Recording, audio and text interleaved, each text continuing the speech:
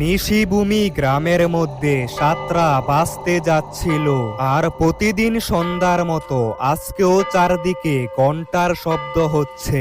এই ঘন্টার শব্দ হওয়ার সাথে সাথে গ্রামের লোকেরা তাদের বাড়িতে চলে যায়। আর ঠিক সাতটা বাজার কিছুক্ষণ আগে গ্রামের পুলিশ সবাইকে সতর্ক করছিল, সাতটা বাজতে চলেছে, সাতটা বাজতে চলেছে, সবাই যার যার বাড়ির দিকে যাওয়া শুরু করুন। আরে ঘন্টার শব্দ হচ্ছে, তার মানে কিছুক্ষণের মধ্যেই সাতটা বেজে যাবে, আর আমাকে সাতটা বাজার আগেই বাড়িতে যেতে হবে। বন্ধুদের সাথে খেলা করতে করতে কখন যে এত রাত হয়ে গেল বুঝতেই পারিনি। সাতটা বাজলেই ওরা চলে আসবে। ওরা যদি আমাকে দেখে ফেলে তাহলে ওরা আমার মাকেও মেরে ফেলেছে।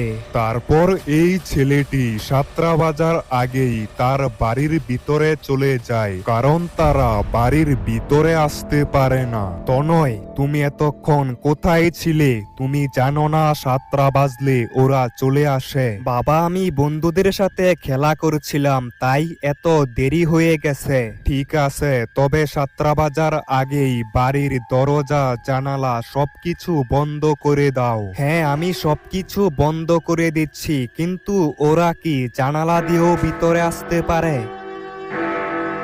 আরে সাতটা বেজে গেছে, ওরা আসার আগে তাড়াতাড়ি সবকিছু বন্ধ করো। তারপর রাহুলের কথা মতো তার ছেলে দরজা বন্ধ করে দেয়, কিন্তু সে যখনই জানালা বন্ধ করতে যায় তখন এরকম কিছু একটা দেখে। তনয়ে বাবা, এই দেখো আমি এসে পড়েছি, তাড়াতাড়ি দরজা খোলো, সাতটা তো বেজে গেছে। আরে মা, তুমি?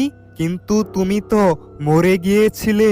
না তো, দেখো আমাকে, আমি তো বেঁচে আছি। তবে তাড়াতাড়ি দরজা খোলো, না হলে ওরা চলে আসবে, সাতটা বেজে গেছে। হ্যাঁ মা, আমি এখনই দরজা খুলছি, তুমি তাড়াতাড়ি ভিতরে চলে আসো। তারপর তনয় দরজা খুলে দেয়, কিন্তু দরজার বাইরে কেউ ছিল না। মা, তুমি কোথায়? তনয়, তুমি এটা কি করছো? সাতটা বাজার পর তুমি দরজা কেন খুললে? তারপর কিছু একটা হয়, আর চারদিকের সবকিছুই অন্ধকার হয়ে যায়। তনয়ে বাবা, তুমি কোথায়? এই দেখো আমি চলে এসেছি, মার সাথে দেখা করবে না? কোথায় চলে গেলে তুমি? তনয় সেখানে ছিলই না, রাহুল তাকে নিয়ে পাশের রুমের মধ্যে চলে গেছে। বাবা, আমি মার সাথে কথা বলবো, তুমি তো বলেছিলে মা মরে গেছে। চুপ, একদম কথা বলবে না, এটা তোমার মা না। তনয় বাবা, আমি জানি তুমি এটার ভিতরে আছো, দরজা খোলো, মার সাথে কথা বলবে না? রাহুল, ও রাহুল, দেখা করতে দাও না ওর সাথে, আর কত মিথ্যে কথা বলবে, আমি তো এখনো বেঁচে আছি। বাবা, আমি মার সাথে দেখা করব। তোমার যদি সত্যি মনে হয় এটা তোমার মা, তাহলে কালকে সকালে দেখা করবে। এখন চুপচাপ ঘুমিয়ে পড়ো। কিন্তু বাবা, মার সাথে এখন দেখা করলে কি হবে? তোমাকে বলেছি না চুপ করে থাকতে? একদম কথা বলবে না, চুপ করে ঘুমিয়ে পড়ো। আরে রাহুল, দেখা করতে দাও না ওর সাথে, তুমি শুনতে পাচ্ছ আমি কি বলছি? ও রাহুল। কিন্তু তনয় তার বাবার কথা মতো চুপ করে বসেছিল, আর কিছুক্ষণের মধ্যে সে ঘুমিয়ে পড়ে। কিন্তু ঠিক সেই সময় অন্যদিকে স্যার স্যার, প্লিজ আমাদের সাহায্য করুন, আমাদের গাড়িটার অ্যাক্সিডেন্ট হয়েছে, আর আমার ছোট ভাই সেই গাড়িটার মধ্যে আটকা পড়েছে। আরে তুমি এটা কি বলছো? তাহলে তো আমাদেরকে এক্ষুনি যেতে হবে। কিন্তু স্যার, এখন কি পুলিশ স্টেশনের বাইরে যাওয়া ঠিক হবে? আরে তুমি কি বুঝতে পারছো না, কতগুলো লোক বিপদে পড়েছে, আমাদেরকে যেতে হবে, তাদেরকে সাহায্য করতে হবে। তুমি কোনো চিন্তা করো না, আমরা তোমাদের সাহায্য করব। হ্যাঁ স্যার, তাড়াতাড়ি বাইরে আসুন, আমাদেরকে বাঁচান। তাড়াতাড়ি চলো, কিন্তু তোমাদের গাড়িটা কোথায় অ্যাক্সিডেন্ট হয়েছে? স্যার, এখন কয়টা বাজে মনে আছে তো? তো এই পুলিশ অফিসারগুলো যখনই পুলিশ স্টেশনের বাইরে আসে, এই ভয়ানক বাচ্চাটা তাদের উপর ঝাঁপিয়ে পড়ে, আর এই পুলিশ অফিসারদেরকে এরা খুবই খারাপভাবে মেরে ফেলে। কিছুক্ষণের মধ্যেই সকাল হয়ে যায়। তারপর রাহুল আর তার ছেলে তনয় ঘর থেকে বাইরে বের হয়, কিন্তু সেই সময় সেখানে কেউ ছিল না। বাবা, তুমি তো বলেছিলে সকালবেলা মার সাথে দেখা করতে পারবো, কিন্তু মা এখন কোথায় চলে গেছে? মার সাথে দেখা করবে? তাহলে চলো আমার সাথে। কিন্তু বাবা, আমরা কোথায় যাচ্ছি আর মার সাথেই কিভাবে দেখা করব? কালকে রাতে মা তো আমাদের বাড়িতেই এসেছিল।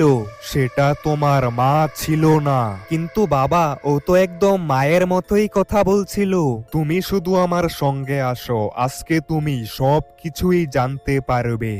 তনয়, তুমি কি এখানে কিছু দেখতে পাচ্ছ?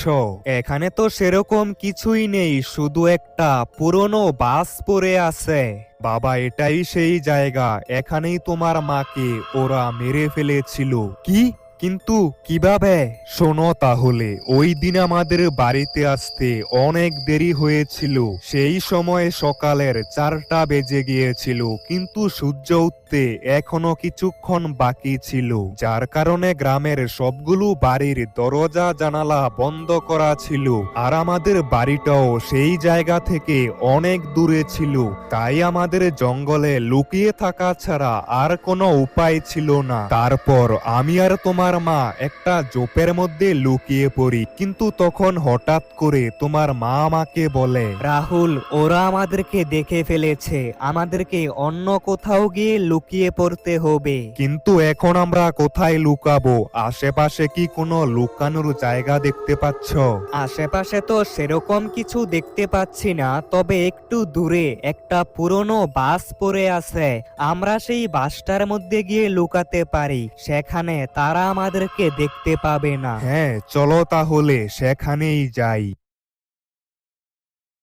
তারপর আমি তো সেই বাসের মধ্যে উঠে পড়ি, কিন্তু তোমার মা কারুর সঙ্গে কথা বলছিল।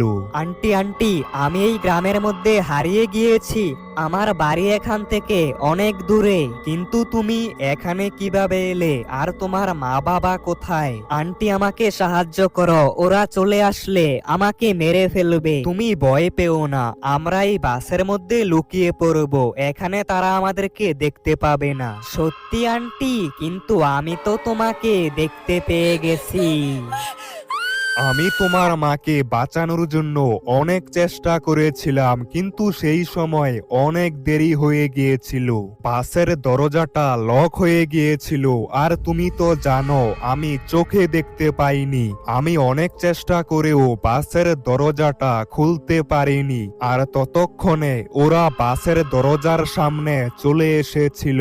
হ্যালো আঙ্কেল, বাইরে আসুন না, আমাদের সাথে খেলা করুন আঙ্কেল। ওরা সারা রাত সেখানেই দাঁড়িয়েছিল, কিন্তু সকাল হওয়ার সাথে সাথে তারা ওই জায়গা থেকে চলে যায়। তবে তোমার মাকে আর কোথাও খুঁজে পাইনি।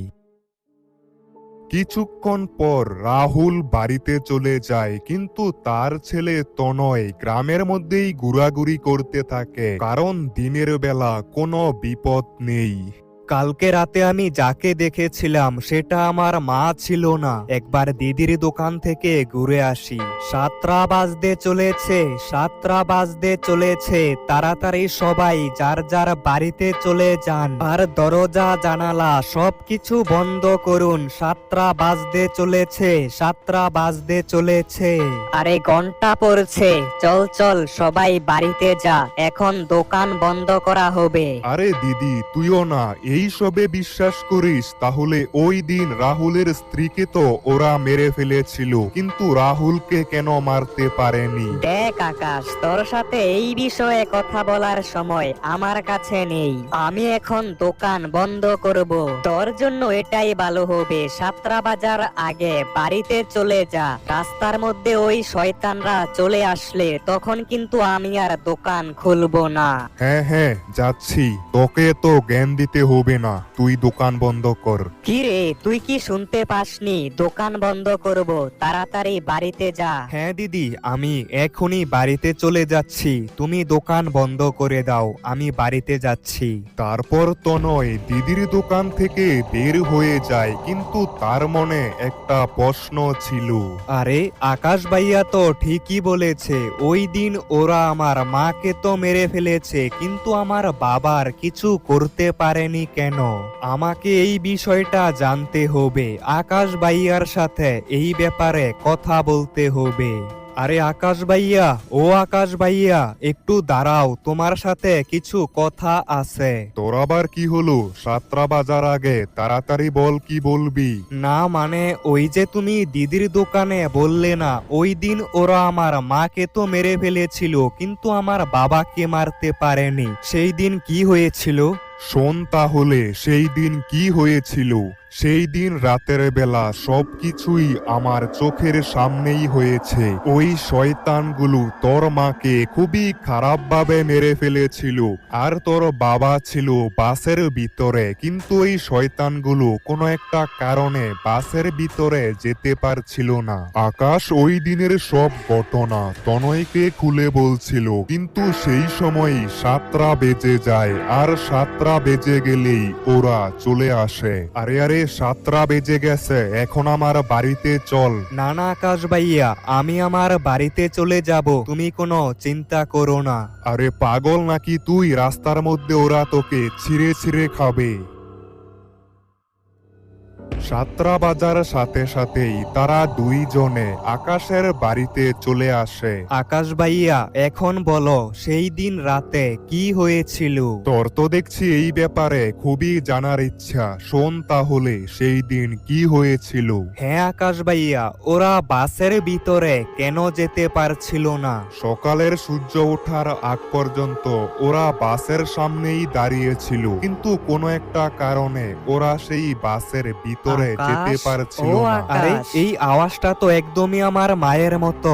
আরে এটা তোর মায়ের গলা না রে, তোর মা এসেছে আমাদের বাড়িতে। আকাশ, দরজা খোল, তোর সাথে অনেক কথা রয়েছে। আরে আজকে হঠাৎ করে তুই আমার বাড়িতে কেন এলি? আমি তো প্রতিদিনই তোর বাড়িতে আসি, কিন্তু তুই তো দরজা বন্ধ করে রাখিস। এখন দরজা খোল, আজকে অনেক কথা বলবো। হ্যাঁ, তুই একটু দাঁড়া, আমি এখনই দরজা খুলে দিচ্ছি। আরে আকাশ ভাইয়া, এটা আমার মা না, ভুল করেও দরজা খুলো না। আরে তুই শুধু দেখতে থাক এখন কি হয়। কিরে, কি হলো? দরজা তো খুলে দিয়েছি, ভিতরে চলে আয়। আরে এটা কি হচ্ছে? মা তো ভিতরে আসতে পারছে না। আরে আকাশ, তুইও না, তুই নিজেই তো বাইরে চলে আসতে পারিস, বাইরে চলে আয়। কিন্তু কোনো একটা কারণে এই আত্মাগুলো ভিতরে যেতে পারছিল না। আরে 7টা বেজে গেছে, এখনো তো তনয় বাড়িতে আসেনি, রাস্তার মধ্যে আবার কোনো বিপদ হয়নি তো? তাড়াতাড়ি গ্রামের সবাইকে ফোন করতে হবে। হ্যালো আকাশ, আমার ছেলেকে কোথাও কি দেখতে পেয়েছো? এই তো তোর বাবার ফোন চলে এসেছে। আরে রাহুল, তুমি কোনো চিন্তা করো না, তোমার ছেলে আমার কাছে একদম নিরাপদে আছে। আরে আকাশ ভাইয়া, এরা বাড়ির ভিতরে আসতে পারছে না কেন? আরে তনয়, মার সাথে দেখা করবে না? বাইরে আসো, মার সাথে কথা বলো। এরা যতই চেষ্টা করুক আমার বাড়ির ভিতরে আসতে পারবে না, কারণ আমার বাড়িতে এখন মোমবাতি জ্বলছে। সেই দিন রাতে এই শয়তানগুলো তোর মাকে তো মেরে ফেলেছিল, কিন্তু তোর বাপকে মারতে পারেনি কেন? এটা দেখার জন্য পরদিন সকালবেলা আমি বাসের ভিতরে গিয়ে দেখতে পাই কতগুলো মোমবাতি জ্বলছিল। এই মোমবাতির আগুনের কারণেই ওরা সেই দিন বাসের ভিতরে আর আজকে আমার বাড়িতে আসতে পারবে না। আর হ্যাঁ বন্ধুরা, এরপর কি হলো এটা জানতে চাইলে এই ভিডিওতে 5000 লাইক কমপ্লিট করো আর কমেন্টে লিখো পার্ট 2 দেখতে চাই, তাহলে খুব তাড়াতাড়ি এর পার্ট 2 চলে আসবে।